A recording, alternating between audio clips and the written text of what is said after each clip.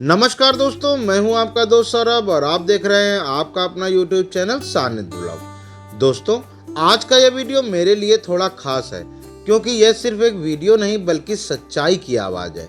कुछ महीने पहले मैंने एक वीडियो बनाया था रामेश्वरम में होने वाले फ्रॉड्स और ठगी के ऊपर, जिसमें मैंने बताया था कैसे कुछ लोग भोले भाले भक्तों के साथ ठगी करते हैं। उस वीडियो को आप सबने इतना प्यार दिया, लगभग 1.5 लाख से ज़्यादा लोगों ने उस वीडियो को देखा और हजारों लोगों ने शेयर किया और सैकड़ों में कमेंट करके अपने अपने अनुभव बताए। लेकिन दोस्तों, उस वीडियो पर जो कमेंट्स आए वो एकदम मिश्रित थे। कुछ लोगों ने मेरी तारीफ की और कहा कि भाई तूने जो दिखाया है वो हकीकत है, बहुत अच्छा किया जो लोगों को आगाह किया। कुछ लोगों ने कहा कि भाई तू सनातन विरोधी है, तू भगवान के नाम पर गलत बोल रहा है, शर्म कर, तू मंदिर को बदनाम कर रहा है। और कई लोगों ने तो सीधे सीधे गालियां तक दी। अब दोस्तों, आज का यह वीडियो उन्हीं सभी लोगों के लिए है जिन्होंने उस वीडियो को देखा, उस पर अपनी राय रखी और सच में यह जानना चाहते हैं कि क्या रामेश्वरम में अब कुछ बदला। क्योंकि इस वीडियो में मैं सिर्फ आपके कमेंट्स का जवाब ही नहीं दूंगा बल्कि आपको यह भी बताऊंगा कि मेरे उस वीडियो का क्या असर हुआ लोगों पर और प्रशासन पर, दोनों पर। तो वीडियो को आखिर तक जरूर देखिएगा। और हाँ, अगर आप पहली बार हमारे चैनल पर आए हैं तो चैनल को सब्सक्राइब कर लीजिए, वीडियो को लाइक कर दीजिए और कमेंट में अपना अनुभव जरूर शेयर कीजिए, क्योंकि सानिध्य ब्लॉग पर हर आवाज़ की कीमत है। तो चलिए दोस्तों, अब शुरू करते हैं रामेश्वरम का सच और उसके असर की कहानी।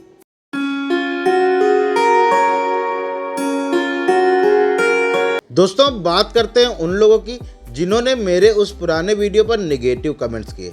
देखिए, मैं हमेशा यह मानता हूँ कि जब कोई वीडियो लोगों तक पहुँचता है तो सबकी सोच एक जैसी नहीं होती। किसी को बात पसंद आती है, किसी को नहीं, लेकिन मेरे लिए हर कमेंट एक सच्चा फीडबैक होता है।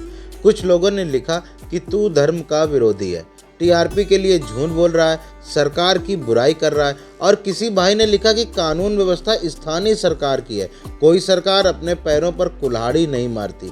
किसी ने लिखा कि तू झूठ बोल रहा है, वहाँ ऐसा कुछ नहीं है। और एक कमेंट था कि ऐसे ब्लॉगरों से सावधान रहो, ये सिर्फ नकारात्मक चीज़ें दिखाते हैं।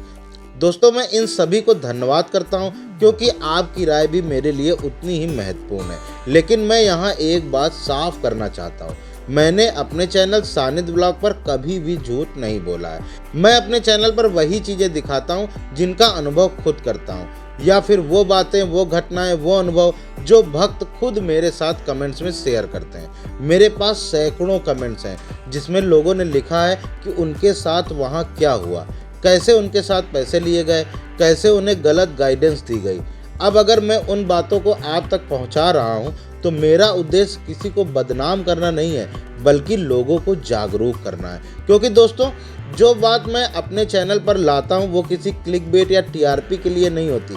मेरा मकसद बस एक ही है कि कोई भी भोला भाला श्रद्धालु किसी के लालच या चाल में फंसकर ठगा ना जाए। और हाँ, मैं यह भी साफ कर दूं कि मैं कभी प्रशासन की बुराई भी नहीं करता। मैं ये भी नहीं कहता कि सब लोग गलत हैं। रामेश्वरम में बहुत लोग ईमानदार हैं, या ये कहें कि ज़्यादातर लोग ईमानदार ही हैं, चाहे वो पुजारी हों, टैक्सी ड्राइवर हों या होटल वाले हों। लेकिन जैसे हर समाज में कुछ लोग पूरी भीड़ की छवि को खराब कर देते हैं, वैसे ही यहाँ भी कुछ गलत लोग हैं जिनकी वजह से बाकी सबको बुरा कहा जाता है। और मेरा वीडियो उन्हीं कुछ गलत लोगों के खिलाफ था, पूरे धर्म, पूरे सिस्टम या प्रशासन के खिलाफ नहीं। तो दोस्तों, अगर किसी को मेरे शब्दों से बुरा लगा हो तो मेरा इरादा कभी भी किसी को चोट पहुंचाने का नहीं था। मैं जो भी करता हूं बस सच बोलने की नीयत से करता हूं, क्योंकि सानिध्य ब्लॉग पर सच्चाई को दिखाना पाप नहीं बल्कि धर्म की रक्षा करना है। दोस्तों, बात करते हैं उन लोगों की जिन्होंने मेरे वीडियो को न सिर्फ देखा बल्कि उसकी सच्चाई को भी महसूस किया। ये वो लोग हैं जिन्होंने कहा कि भाई तूने जो दिखाया है वो सच था, और ऐसे ही लोगों के कमेंट्स मेरे लिए ताकत बने। जैसे एक भाई ने लिखा कि very nice, keep it bro, और एक दूसरे भाई ने लिखा कि very nice information bro, subscribe. दोस्तों, ये दो लाइनें भले छोटी लगें लेकिन इनका असर बहुत बड़ा होता है। फिर देखिए, एक भाई ने लिखा कि बहुत बढ़िया, बहुत बहुत शुक्रिया, महादेव आपका भला करे, हर हर महादेव। भाई सच बताऊं, जब ऐसे कमेंट्स पढ़ता हूं तो दिल से लगता है कि खुद महादेव का आशीर्वाद मिल रहा है। अब बात करते हैं उन भक्तों की जिन्होंने अपने अनुभव मेरे साथ साझा किए। एक भाई साहब का मेरे पास कमेंट आया, उन्होंने लिखा कि I had been to Rameshwaram in 1965. That time also we experience cheating by the rickshawala and the hotel owners. सोचिए दोस्तों, ये बात 60 साल पुरानी है और आज भी वही समस्याएं सुनने को मिल रही हैं. इससे साफ होता है कि ये कोई नई समस्या नहीं बल्कि वर्षों से चली आ रही है. इसके साथ ही अगला कमेंट आया नाथूराम ओझा जी का. उन्होंने लिखा कि आधिकारिक काउंटर से अभिषेक पूजा के लिए टिकट 500 रुपये में मिलती है, लेकिन कोई पुजारी साथ नहीं जाता. फिर श्रद्धालु को बाहर जाकर दोगुना पैसा देना पड़ता है. भाई ये बात मुझे बहुत लगी, क्योंकि यहाँ कोई झगड़ा नहीं है, ये एक भक्त की सच्ची तकलीफ है. अगला कमेंट अलका सिंगल जी का आया. उन्होंने लिखा कि आधिकारिक काउंटर पर इंग्लिश में कोई साइन बोर्ड नहीं है, भक्तों को क्या पता चलेगा.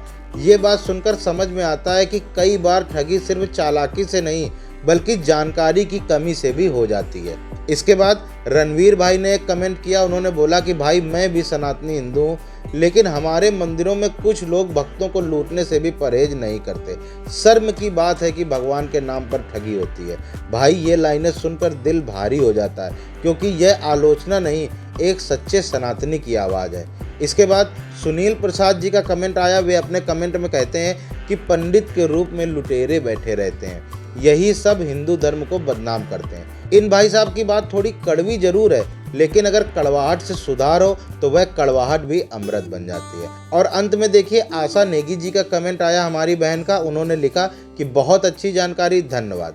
दोस्तों, जब ऐसे कमेंट्स आते हैं तो लगता है कि मेहनत सफल हो गई, क्योंकि सच्चाई की बात लोगों के दिल तक पहुंची है. मैं हर उस व्यक्ति का धन्यवाद करता हूं जिसने सानिध्य ब्लॉग पर आकर अपनी राय रखी, चाहे वो पॉजिटिव रही हो या निगेटिव, क्योंकि सच्चाई हमेशा दोनों पक्षों को सुनने से पूरी होती है. और एक बात फिर से दोहराना चाहता हूँ कि मैं धर्म विरोधी नहीं हूँ, बस धर्म के नाम पर हो रहे अन्याय के विरोध में खड़ा हूँ. मेरा उद्देश्य सिर्फ यही है कि कोई भी भोला भाला भक्त भगवान के नाम पर ठगा ना जाए. अब दोस्तों आगे मैं आपको दिखाऊंगा कि इस वीडियो का असर क्या हुआ, कैसे रामेश्वरम में बदलाव शुरू हुए और कैसे प्रशासन व भक्त दोनों अब जागरूक हो गए, क्योंकि जब जनता की आवाज़ उठती है तो बदलाव खुद आ जाता है. अब दोस्तों मैं यहाँ एक बहुत ज़रूरी बात साफ साफ कहना चाहता हूँ. मेरा उद्देश्य किसी भी मंदिर, किसी पुजारी या किसी आस्था की छवि को खराब करना बिल्कुल नहीं था.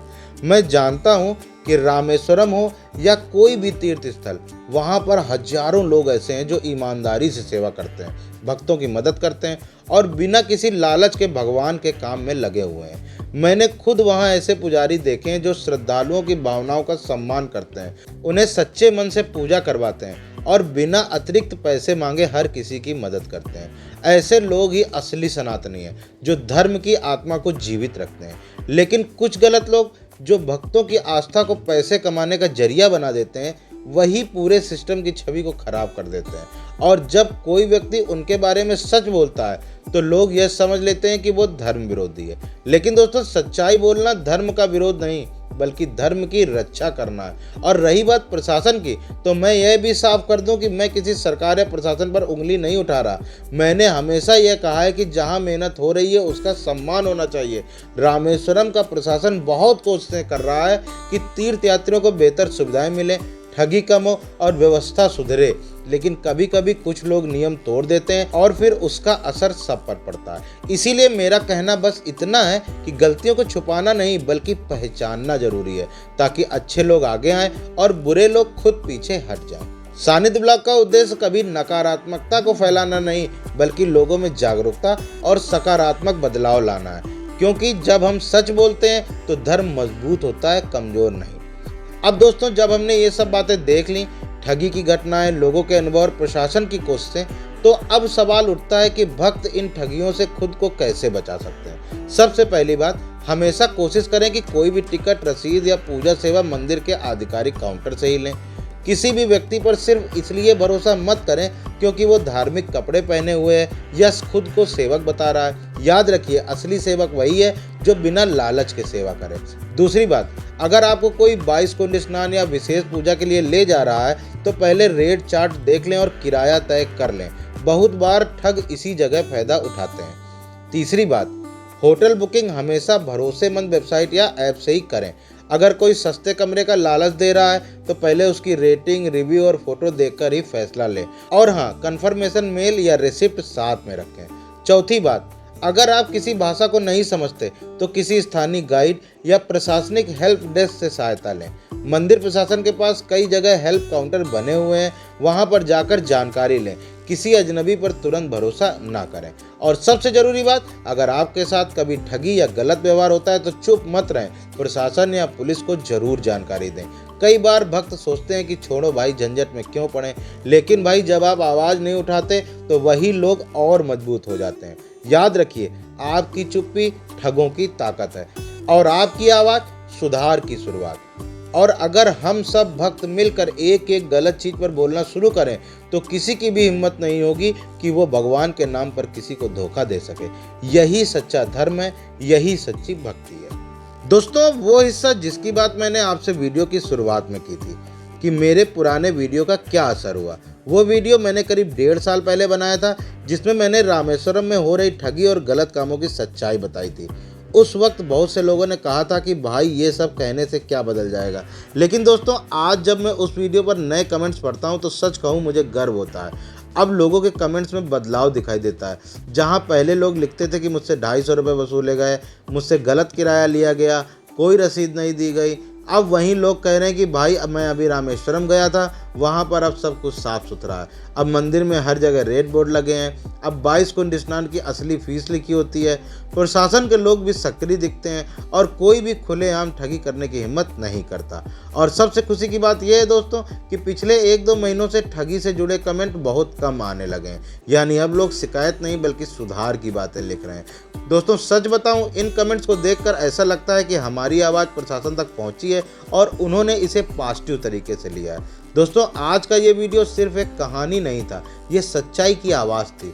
मेरा उद्देश्य किसी का विरोध करना नहीं बल्कि सुधार की दिशा में बोलना है। सानिध्य ब्लॉग का मकसद हमेशा यही रहेगा, सच दिखाना लेकिन सम्मान के साथ। अगर आज रामेश्वरम में ठगी कम हुई है, अगर भक्त जागरूक हुए हैं तो इसका श्रेय आप सबको जाता है। आप सबने जो प्यार, सपोर्ट और कमेंट्स दिए वही मेरी असली ताकत है। अगर आप भी चाहते हैं कि ऐसी सच्चाई और लोगों तक पहुंचे तो इस वीडियो को लाइक करें, अपने दोस्तों के साथ शेयर करें, अपनी राय नीचे कमेंट में ज़रूर लिखें और चैनल को सब्सक्राइब कर लें ताकि सच्चाई की ये आवाज़ और दूर तक जा सके। मिलते हैं अगले वीडियो में एक नई सच्चाई और नई सोच के साथ। तब तक भोले बाबा का आशीर्वाद आप सब पर बना रहे। जय भोलेनाथ।